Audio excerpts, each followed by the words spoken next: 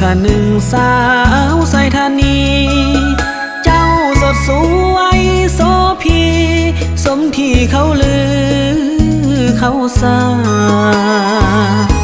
ผู้สาวทินใดไกลไกลขนาดน้ำมายังพ่ายแพ้การด่าเนื้อคำเขาเอ่ยก้าวข้ามสาวสายน้ำเงิมอายบ่ลืมว่าจาหัวใจอายควรหาได้พบแก้วตาคืนนั้นสมคำเขาลืออายเสื้อถือความสวยลาวันทั้งหูพางผิวพันหอยยิ้มก็หวานสาวหานเฮือนแพอาชีพทำนาหาป่าอยู่ตามสายทานว่าจะน้องอ่อนหวาน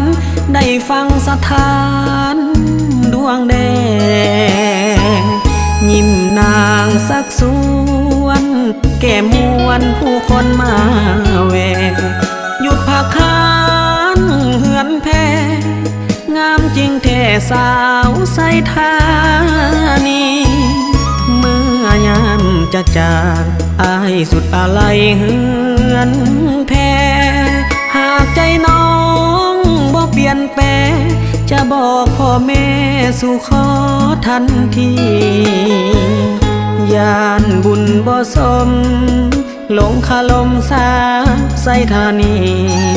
ได้แฟนงามน้ำใจดีถือใจอีลีสาวหานเฮือนแพ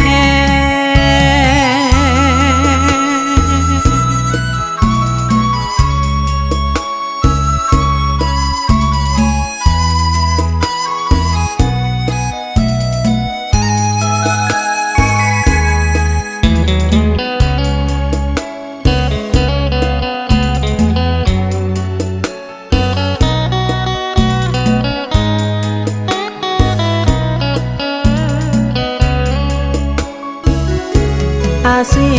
พทำนาหาป่าอยู่ตามสายทานว่าจะน้องอ่อนหวานได้ฟังสถานดวงแดงยิ้มนางสักสวนแก่มวนผู้คนมาแวหยุดพักค้านเหือนแพงามจริงแท้สาวใส่ธานีเมื่อยามจะจากอายสุดอะไรเหือนแพหากใจน้องบ่เปลี่ยนแปลจะบอกพ่อแม่สู่ขอทันทียานบุญบ่สมหลงคาลมสาใส่ธานีได้แฟนงามน้ำใจดี